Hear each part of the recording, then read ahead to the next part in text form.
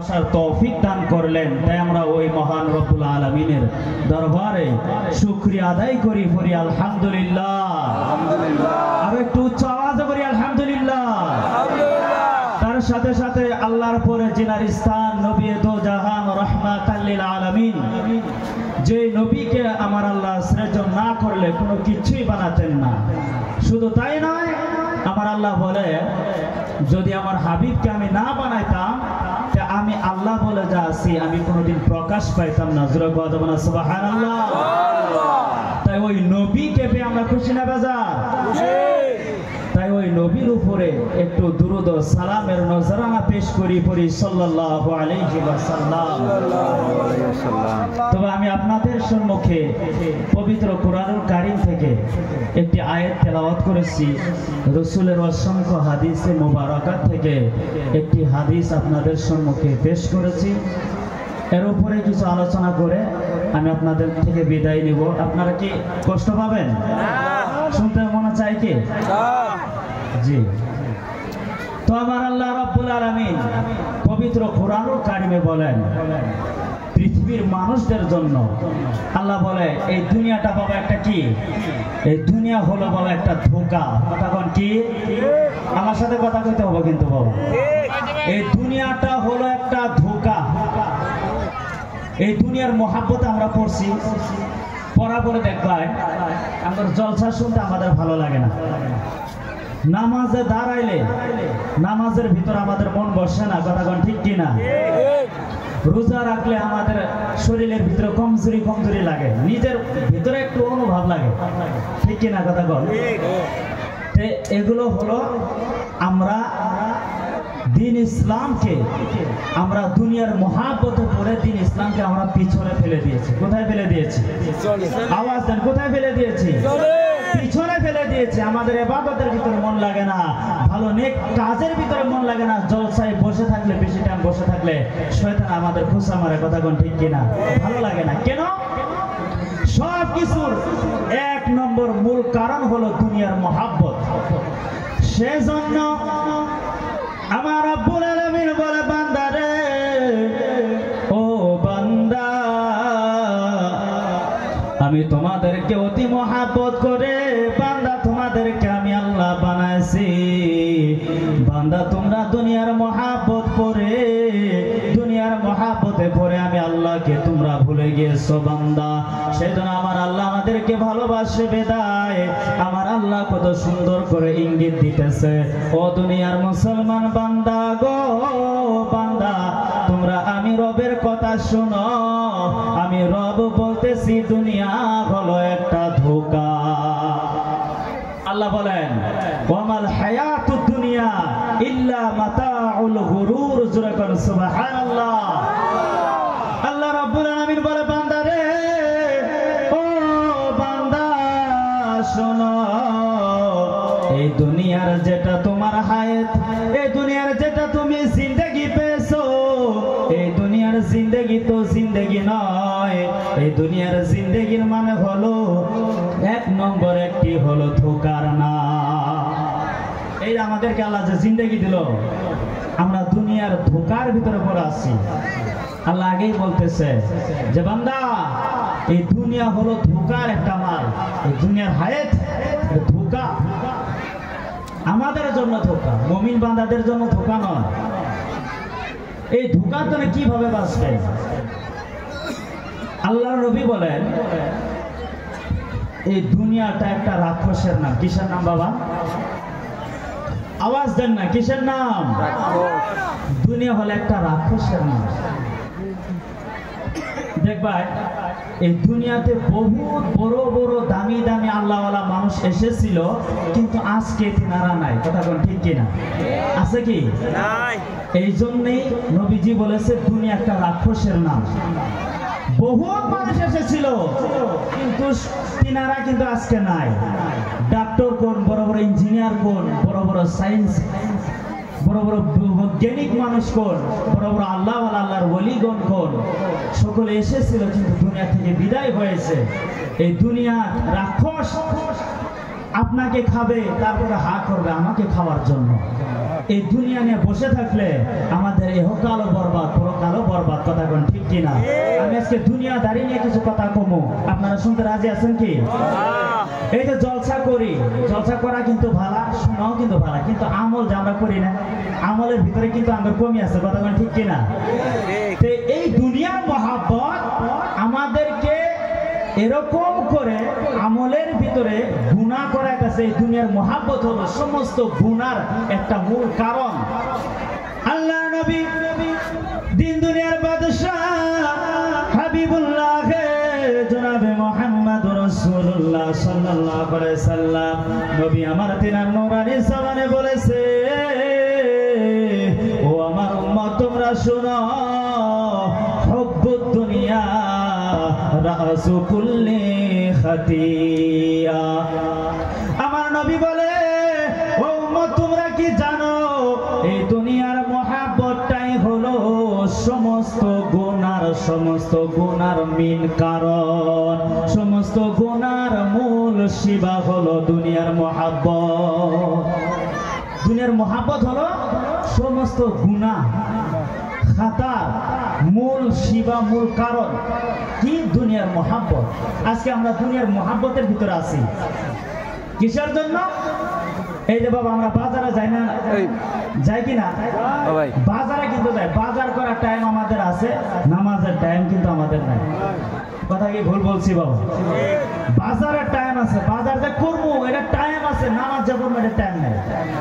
বাজারে গেতাছি, অটোমেটিক আজান হইল, আমার কি করা উচিত? আগে নামাজটা পড়ে তারপরে বাজারে যাই। হ্যাঁ, আমি গেলাম না, এর মানে কি? এর মতলব হলো আমি দুনিয়ার মহাব্বতের ভিতরে ডুবে আছি। বাজারে গেলে চমক ধমক দেখতে পারবো, বাজারে গেলে রং বিরঙ্গের জিনিস দেখতে পাবো, বাজারে গেলে রং বিরঙ্গের মানুষ দেখতে পাবো। এটা কই দুনিয়ার মহাব্বত। আজকে যদি আমার দুনিয়ার মহাব্বত, এক ব্যক্তি দুনিয়ার মহাব্বত কিভাবে পড়ছি আমি অল্প বুঝাবো, আপনারা বুঝবেন, মন দিয়ে শুনবেন, ঠিক আছে? এক ব্যক্তি হযরত মাওলানা রুম রহমাতুল্লাহ আলাইহি তিনি বলেন, এক ব্যক্তি সূর্যের প্রহর এক ব্যক্তির দেওয়ালের ভিতরে লেগেছে। কিসের ভিতরে বাবা? দেওয়ালের ভিতরে। দেওয়ালের ভিতরে সূর্যের প্রহর লাগছে। তো ওই নাদান ব্যক্তি মনে মনে ভাবছে, আল্লাহ কাম হয়েছে, আমার দেওয়ালটাই বোধহয় রোশনি, আমার দেওয়ালটা বোধহয় কি? আমার দেওয়ালটাই বুঝি রোশনি, আলো, আমার দেওয়ালটা বোধহয় আলো, আমার এই বেড়া, এই দেওয়ালটা বোধহয় আলো। কিছুক্ষণ থাকার পরে সূর্য কিন্তু বাবা ডুবে কি ডুবে না? সূর্য যখন অস্ত্র গেছে সঙ্গে সঙ্গে তো বেড়ার থেকে আলো খতম হয়ে গেছে। সূর্যর যেটা রশ্মি, যেটা ধূপ, যেটা রোদ, যেটা তা বড়ে তো চলে গেছে। তখন বেড়ার থেকে আলো, দেওয়ালের থেকে আলো খতম হয়ে গেছে। তো তিনি মনে মনে ভাবে যে হঠাৎ দেওয়ালের থেকে আলো খতম হলো, কারণ তো বুঝলাম না। আমি ভাবছি দেওয়ালি রশ্মি, দেওয়ালের রশ্মি গেল কোথায়? উনি ধোঁকার ভিতরে আছে। উনি কিসের ভিতরে আছে? উনি খানিক করে মনে মনে চিন্তা করে যে দেওয়াল তো রশ্মি হতে পারে না, বুঝায় আমি ধোঁকার ভিতরে রয়েছিলাম। কিসের ভিতরে? আমি ধোঁকার ভিতরে রয়েছিলাম। যখন সূর্যের আলো চলে গেছে তখন মানুষটা মনে মনে, নাদান ব্যক্তি মনে মনে ভাবছে, বুঝায় আমি ধোঁকার ভিতরে ছিলাম, বেড়া দেওয়াল তো কখনো রশ্মি হতে পারে না, আমি ধোঁকা খাইছি, এই বেড়া দেখে আমি ধোঁকা খাইছি।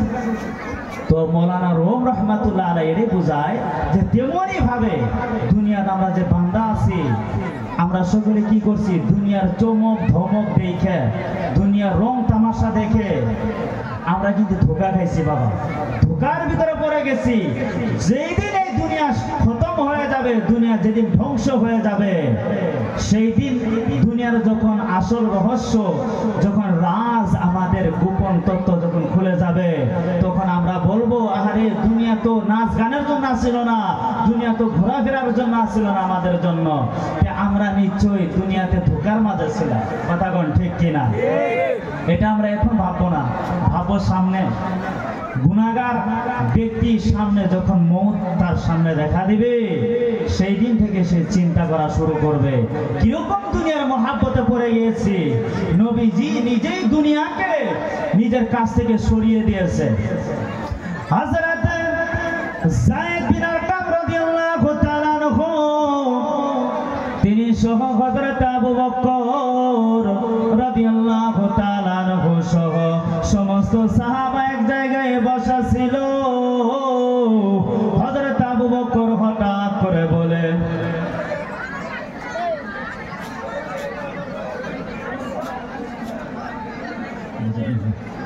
হযরত আবু বকর হঠাৎ করে বলে, আমাকে এক গিলাস পানি দাও। কি দাও বাবা? আমাকে এক গিলাস পানি দাও।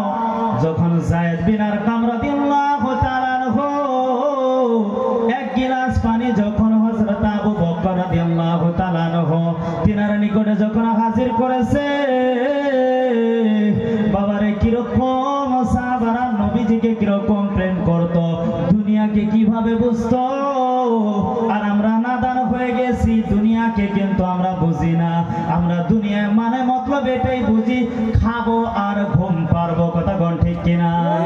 বাবা এত বছর যে আল্লাহ হায়াত দিছে, 60-70 বছর জিন্দেগি আমাদেরকে আল্লাহ দিল শুধু খাওয়ার ঘুম পাড়ার জন্য। আমার আল্লাহ কিন্তু জিন্দেগি দেয় না।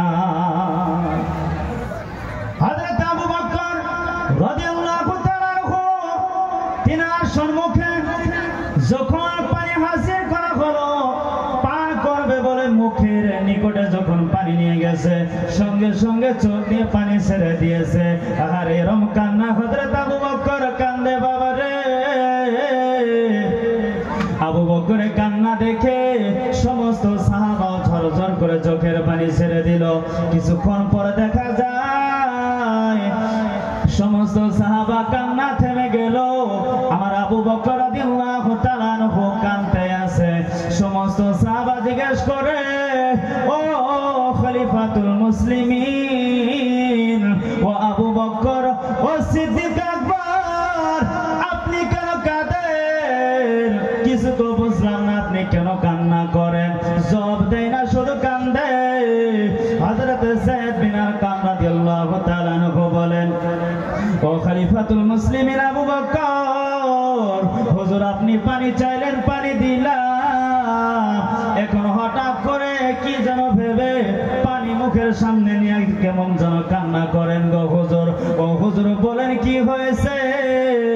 হযরত আবু বকর রাদিয়াল্লাহু তাআলা আনহু তিনি বলেন, সাহাবা, ও সাহাবা শুনো, আমি আবু বকর আমার নবীর সঙ্গে ছিলাম। হঠাৎ দেখি নবী যেন তিনার কাছ থেকে কি যেন দূরে সরায় দেয়। আমি নবীজিকে জিজ্ঞেস করলাম, হুজুর গো, ইয়া রাসূলুল্লাহ, ও দরদের নবী, আপনার নিকটে তো কিচ্ছু দেখা যায় না, আপনার কাছে তো কিচ্ছু নাই গো নবী। ও নবী, আপনি আপনার কাছ থেকে কি দূরে সরায় দেন? তখন আমার রহমতের নবী জবাব দিয়েছে, ও আবু বকর, এই যে দুনিয়াকে তুমি দেখো আবু বকর, এই দুনিয়া আমি নবীর কাছে এসেছিল, এই দুনিয়াকে আমি নবী দাঁড়ায় দিলাম, এই দুনিয়াকে আমি নবী বিদায় করে দিলাম, আমার নিকট থেকে সরিয়ে দিলাম।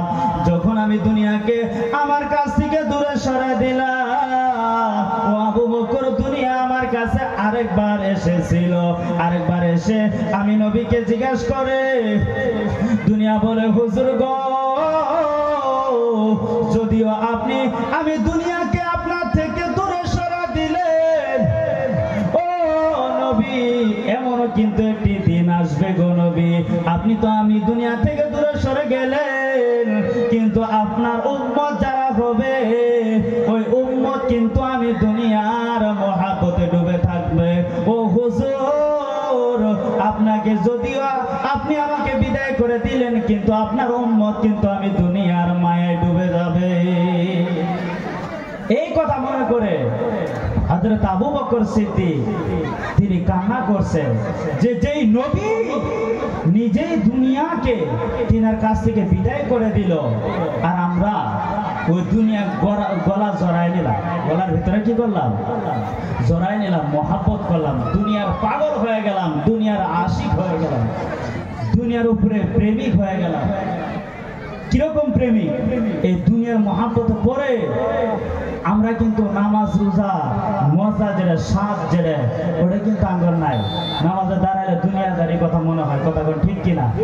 নামাজের প্রেম নাই, কিন্তু আঙ্গর দুনিয়ার প্রেম ধরছে, সেই জন্য তো আমাদের ভিতরে শান্তি লাগে না। যাই হোক 44260499 পাঠশালায় কিরকম করে ডুবে গেছি, এবাদতের ভিতরে মজা নাই, কথা কর ঠিক কিনা? মজা কিরকম করে থাকবো? আজকে কবরের চিন্তা আমাদের কাছে নাই। কবরের কথা কি মনে করে কেউ দুই এক ফোঁটা চোখের পানি ফেলাইছি? এমন মানুষ কি আসেন? হাত তুলে দেখেন একটু, আছে কি? নাই। কবরের কথা মনে হারাই গেছে গা, আখেরাতের কথা মনে হারাই গেছে গা। মরার পরে যে জিন্দা হওয়া লাগবো, এটাও তো কিছু কিছু মানুষের মানে না, কথা বল ঠিক কিনা? যা হবো হবই, হয় না? নাই কেউ যদি কয় মরার পরে যা হবো হবো, এটা কুফুরি কথা। এটা কি কথা? কুফুরি কথা। কেউ যদি কয় যে নামাজ পড়ে কি হবো, কেরা ধনী হয়েছে, এটা কুফুরি কালাম। মনে রাখবেন, এগুলো হলো গুনাহ, এগুলো বলা যাবে না। কবরকে আমরা যে কবরকে স্মরণ করার কথা আমার নবী মুস্তাফা জানে রহমত তিনি বলেছে, আজকে আমরা দুনিয়ার মহব্বতে পড়ে কবরের যে আযাব, কবরের যে সামান তৈরি করতে লাগবে, সেটাও কিন্তু আমরা ভুলে গেছি। কিয়ামত যে হবে, সূর্য যে মাথার নিকটে এসে যাবে, সেটার ভয়াবহতা, সেটার যে কষ্ট, যেটা কঠিন, সেটাও কিন্তু আমরা ভুলে গেছি, কথা বলেন ঠিক কিনা? আল্লাহর নবী রাহমাতাল লিল আলামিন নবী বলে, উম্মত গো, ও উম্মত তোমরা শোনো, একজন সুস্থ মানুষকে একটি কবরে, একজন সুস্থ মানুষকে প্রতিদিন 36 বার করে কবরে ডাকে। কয়বার করে? একজন সুস্থ মানুষকে কবরে প্রতিদিন 36 বার করে ডাকে। আর যার বেমার আছে তারা কয়বার ডাকে? এখন চিন্তা করুন কথা, হ্যাঁ? এখন চিন্তা করুন, একজন সুস্থ মানুষকে কবরে 36 বার করে ডাকে। আর কবরে বলে কিভাবে ডাকে নবী তাও বলে, নবী বলে কবর আদম সন্তানকে ডেকে ডেকে বলে, ও আদম সন্তান রে, আমি কবরকে, তোরা দুনিয়ার মহাব্বতে পড়ে আমি কবরকে ভুলে গেলি রে সন্তান। ও আদম সন্তান, তোরা কি জানিস আমি কবর হইলাম একটি অন্ধকার ঘর, কথা কোন ঠিক কিনা? কবরে বান্দাদেরকে বলে, বান্দা, ও বান্দা, তোরা কি ভুলে গিয়েছিস আমি কবর হলাম একা একটি ঘর, যে ঘরের ভিতরে দ্বিতীয় কেউ থাকবে না, যে কবরটা হলো একা একজনের ঘর। দুনিয়ার ঘর আপনি লক্ষ্য করে দেখবেন, একজন কিন্তু দুনিয়ার ঘরে কখনো থাকে না, কথা কোন ঠিক কিনা? ঘরের ভিতরে মেহমান আসে, বাড়ির পরিয়ালও থাকে, কথা কোন ঠিক কিনা? হঠাৎ করে কারেন্ট চলে গেলে ঘর বুঝায় মানুষ থাকতে, হঠাৎ করে বিদ্যুৎ চলে গেলে আমাদের অন্তরে ভয় লাগে কি লাগে না? আওয়াজ দেন, লাগে কি লাগে না? কিন্তু কবরে বলে, ও আদম সন্তান, কত মানুষ থাকার পরও হঠাৎ বিদ্যুৎ চলে গেল, তোমার অন্তরে ভয় জেগে গেল রে সন্তান। ও আদম সন্তান রে, আমি কবর যে একা অন্ধকার একটা ঘর, এই কবরে যে পাতিও নাই, কোনো সাথীও নাই রে বান্দা। ও বান্দা, এই কবরে তুই কিভাবে থাকবি? ও বান্দা, এই কবরের সামান তুই কিভাবে তৈরি করবি? বান্দা, তুই মনে রাখিস, আমি শুধু একা কবর একটা অন্ধকার ঘর নয়, শুধু এটাই শেষ নয়, আমি কবরের ভিতরে সাপ বিচ্ছু, তারা তোর জন্য অপেক্ষা আছে রে বান্দা। কবে তুই কবরে আসবি, তোকে ধ্বংসানো শুরু হয়ে যাবে, তোকে কাটা শুরু হয়ে যাবে। বান্দা, তুই দুনিয়ার মহাব্বতে পড়ে আমি কবরকে ভুলে গেলি। কবর কিন্তু জবাব দেয়। আমরা কিন্তু জানি বাবা, আমরা কে কোথায় মরবো আমরা কেউ কি বলতে পারি? কেউ কি বলতে পারি? কেউ বলতে পারি না। আঙ্গর দাফন জায়গায় হবে আমরা কি জানি? কিন্তু জানি না। কিন্তু কবর জানে, যে জায়গায় আমার কবর হবে, যে জায়গায় আপনাদের কবর হবে, ওই জায়গা কিন্তু আপনাকে বারবার ডাকে। ওই জায়গায় কিন্তু জানে যে আপনি ওই জায়গায় কবর হবেন। ওই জায়গা আপনাকে ডাকে, ও বান্দা, বান্দা আমি কবরকে ভুলে গেলি, তোর যে আখিরি মঞ্জিল এটা হবে, ও বান্দা তুই ভুলে গেলি, বান্দা এখানে তোর আসতে হবে, আমি তোর অপেক্ষায় আছি, তুই কবে আসবি? হ্যাঁ, আমি তোর অপেক্ষা আছি। শুধু আমি নয়, আমার ভিতরে যে সাপ মাকড় বিচ্ছু তারাও তোর জন্য অপেক্ষায় আছে। তার কি ভাববেন আপনারা? কবরের জিন্দেগি কি মনে করবেন? কবরের কথা মনে করে কয়দিন আমরা কেঁদেছি। কবর আখিরাতের প্রথম মঞ্জিল। জান্নাত প্রাপ্ত সাহাবী হযরত ওসমান গনি, তিনার নাম শুনছেন কি শুনেন নাই? শুনছেন। হযরত ওসমান গনি রাদিয়াল্লাহু তাআলা আনহু যেমনি কবরস্থান দেখতো, যেমনি কবর দেখতো, সঙ্গে সঙ্গে চোখ দিয়ে পানি ছেড়ে দিত। আরে তিনাদের কোনো চিন্তা ছিল না, তিনাদের কোনো ডর ভয় কোনো কিচ্ছু ছিল না, যেহেতু তিনারা জান্নাতের সার্টিফিকেট পাওয়া সাহাবী। জোরাগণ সুবহানাল্লাহ। তবুও কবর দেখে চোখ দিয়ে পানি ছেড়ে ছেড়ে দাড়ি মোবারক ভিজে ফেলেছে। সমস্ত সাহাবা জিজ্ঞেস করলো, ওসমান গনি তুমি দুজকের বয়ান শুনলে ওরকম তুমি কান্না করো না গো ওসমান। ওসমান তুমি জান্নাতের বয়ান শুনলো কাঁদো না, কিয়ামতের বয়ান শুনলো তো এরকম করে চোখ দিয়ে পানি ছেড়ে ছেড়ে কান্দো না রে ওসমান। ও ওসমান তুমি কবর দেখলে কেন কাঁদো? ও ওসমান আমরা জানতে চাই। সকলে যখন তেনার কাছে পিত্ত করলো, ও হুজুর একটু বলে আপনি কবর দেখলে কেন কান্দেন গো হুজুর? হযরত ওসমান গনি বলে, আমি আমার নবীর মুখ দিয়ে শুনেছি, আমার নবী তিনার নূরানি জবানে জানিয়েছে, ও সাহাবা, ও আমার উম্মতেরা তোমরা শোনো, কবর হলো মানুষের আখিরাতের প্রথম মঞ্জিল। কি? কবর হলো আখিরাতের মানুষের জন্য প্রথম মঞ্জিল। যে ব্যক্তি কবরের ভিতরে হিসাব নিকাশ সহি শুদ্ধ করে দিতে পারল, যে ব্যক্তি কবরের আযাব থেকে নাজাত পাইল, যে ব্যক্তি কবরে ফাঁস হয়ে গেল, যে ব্যক্তি কবরের পরীক্ষায় পাশ হয়ে গেল, যে ব্যক্তি কবরের পরীক্ষায় নাজাত পেয়ে গেল, আখিরাতের যত মিজান কোন, পুলসিরাত কোন, হাসরের ময়দান কোন, সব জায়গায় সে পাশ হয়ে গেল। জোরে কোন সুবহানাল্লাহ, সুবহানাল্লাহ।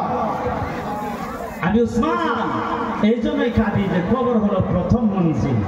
যদি ওইখানে কেউ আটকে যায়, বা আমি উসমান যদি আটকে যায়, আর কোথাখানে ছাড়া পাবো না। কবরে যদি আপনি আটকিলেন, কোনো জায়গায় আপনি ছাড়া পাবেন না।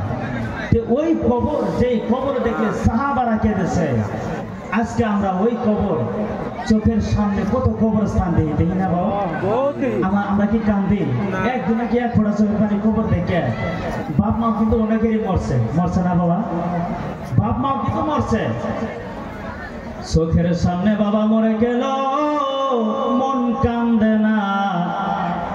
দাদা চলে গেছে, দাদার পর দাদা চলে গেছে, একদিন কিন্তু আমি আপনিও থাকবো না। কথা গণ ঠিক কিনা? এই যে চোখের সামনে কত মানুষ মারা গেল, কত মানুষের জানাজায় আমি শরীক হয়েছি, কত মানুষের জানাজায় আমরা শরীক হইলাম বাবা। কিন্তু একদিনও কি ভেবেছি, একদিন আমারও জন্য মসজিদের ওই খাটিয়াটা আমার আঙিনাও হাজির হয়ে যাবে। একদিন আমার জন্য বড়ই পাতার গরম জল করবে, গোসল করায় কাফন দাফন করে চার জন্য কান্দে করে কবরস্থানে একদিন কিন্তু আমাকেও নিয়ে যাবে। কত মানুষের জানাজা পড়লাম, কত মানুষের কবরে মাটি দিলাম দুই হাত দিয়ে, কত মানুষ তার ভিতর থেকে রূহ কবজ হইল, শেষ নিঃশ্বাস ত্যাগ করলো, কত মানুষকে দেখলাম, কিন্তু আমাদের বাবা কিন্তু মনে একটু কাঁদে না। কথা কোন ঠিক কিনা? কিরকম দুনিয়ার মহাব্বতের পরে অন্তরটা কি হয়ে গেছে? আওয়াজ দেন, অন্তর কি হয়ে গেছে? পাথর হয়ে সরে গেছি, দিন ইসলাম থেকে আমরা দূরে ভেঙে গেছি।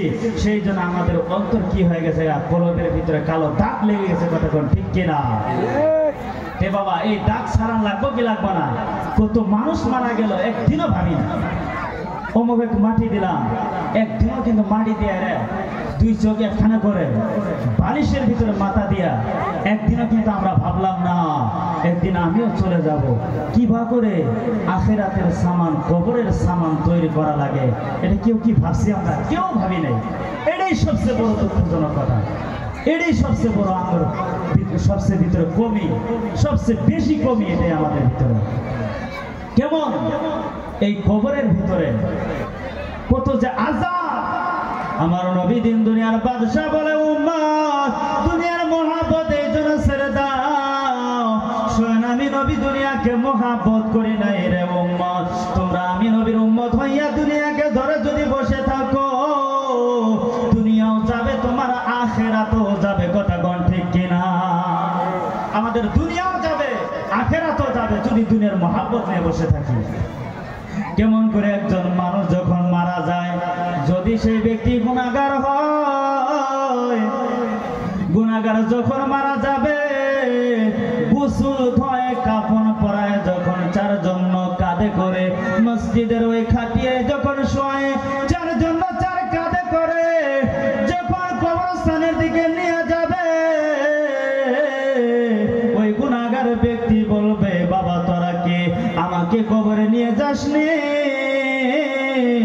আমাকে তোরা কবরে নিয়ে যাস না রে বাবা, আমি কবরকে বড় ভয় পাই।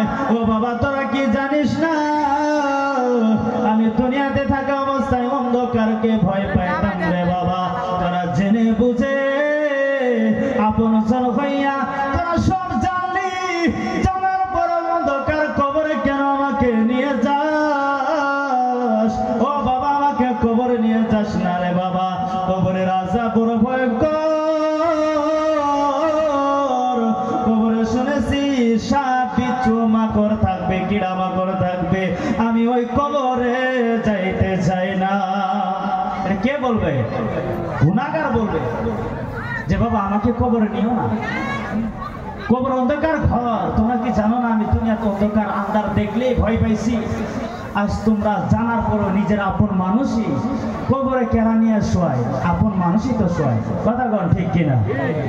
আপন মানুষ নিয়ে কবরের ভিতরে আপনাকে শোয়, তখন গুনাহগার কয় যে আমি এখানে থাকি, আমার কবরে নিও না, কবর ভয়ঙ্কর জায়গা, আমার কবরে নিও না। এটা কাঁদবে, গুনাহগার কাঁদবে। এই গুনাহগার এরকম কাঁদা কাঁদবে, নবী বলেন জিন এবং ইনসান ছাড়া এই গুনাহগার কি কয়ে যে কাঁদবো, এটা সমস্ত মখলুকাত শুনবে, শুধু জিন আর ইনসান শুনবে না।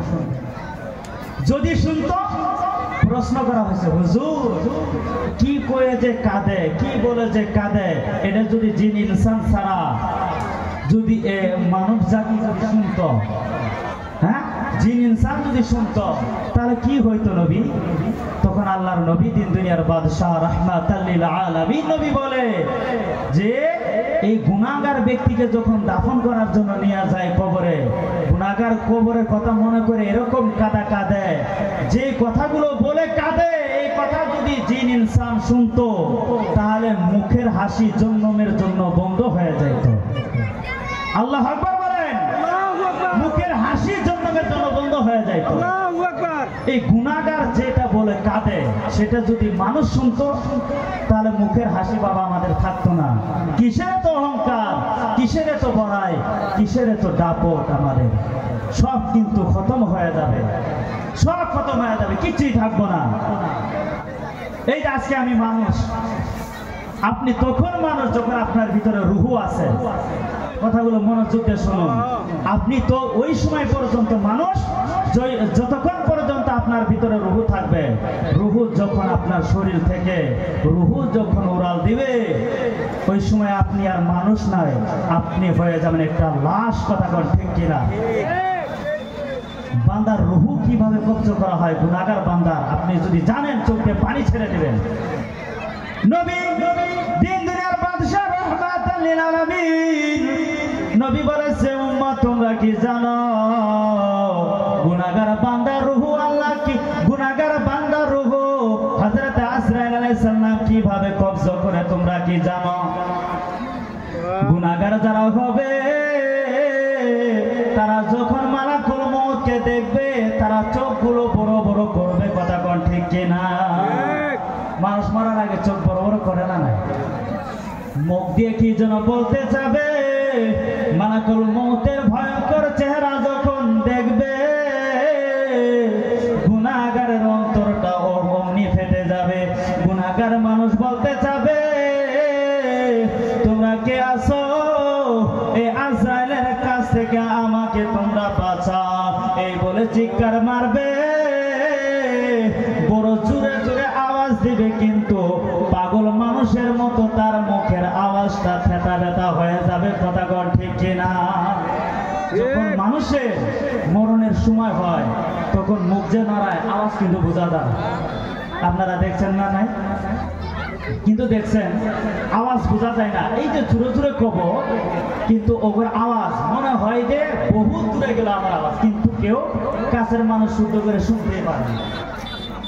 এই ভয় লাগে জায়গা তো গুনাহগার মানুষ এনে কয়ে কান দেয় আর চোখ দিয়ে কিন্তু পানি ছাড়ে না ওই সময়। আল্লাহ নবী বলে আজরাইলকে দেখে ওই সময় গুনাহগার বান্দাগুলো কাঁদবে, চোখ দিয়ে পানি ছাড়বে আর বলবে এই ভয়ঙ্কর আজরাইল থেকে আমাকে একটু বাঁচাও। কিন্তু সেই দিন কিন্তু বাঁচানো হবে না। কথা কোন ঠিক কিনা? ওই দিন ওই সময় আল্লাহ নবী বলে বান্দা আফসোস করবে নিজের জীবনের উপরে, নিজের জিন্দেগির উপরে লানত দেবে নিজেই, যে লানত হোক আফসোস আমার এই জিন্দেগির উপরে, যে জিন্দেগিতে কিচ্ছু করলাম না আজরাইল সম্মুখে, এখন তো আমার পালানির টাইম। ও আল্লাহ তুমি একটু আমার সময় দাও। আজরাইল তখন রূহ কবজা করে নিয়ে যাবো, মাবুদ একটু সময় দাও। আল্লাহ তখন কয় যে তোমার আর সময় হবো না, 60-70 বছর সময় দিছি। হ্যাঁ, এই সময়ের ভিতরে আমি আল্লাহকে যদি ডাক্তার বহুত ডাকতে পারতাম। কথা বল ঠিক কিনা? যদি তুমি এই 60 বছরের জিন্দেগিতে তুমি যদি নামাজ পড়তা, বহুত নামাজ পড়তে পারতা, বহুত রোজা রাখতে পারতা, কিন্তু রাখো নাই, এখন আর সময় দেওয়া যাবে না। আজরাইল যার কাছে এসেছে আজরাইল কোনোদিন ফেরত যায় নাই। কথা বল ঠিক কিনা? আমার নবী ব্যতীত, আমার নবী ব্যতীত। তো এই যে মালাকুল মউত যখন আসবে গুনাহগারের যে জান বার করা কি কষ্ট হবে। আল্লাহর নবী বলে যে একজন জ্যান্ত জানোয়ার, একজন জ্যান্ত জানোয়ারের গায়ে থেকে চামড়াগুলো টেনে টেনে খসাইলে কিরকম কষ্ট হবে আপনারা একটু মন দেখুন। আমার কিরকম কষ্ট হবে? বহুত কষ্ট হবে না? তার চেয়ে বেশি কষ্ট হবে গুনাহগারের যখন জান হযরত আজরাইল আলাইহিস সালাম যখন কবজা করবে। কিরকম ভয়ঙ্কর কথা। হ্যাঁ, খবর রাখছেন? খবর রাখছি কি আমরা? খবর রাখি নাই।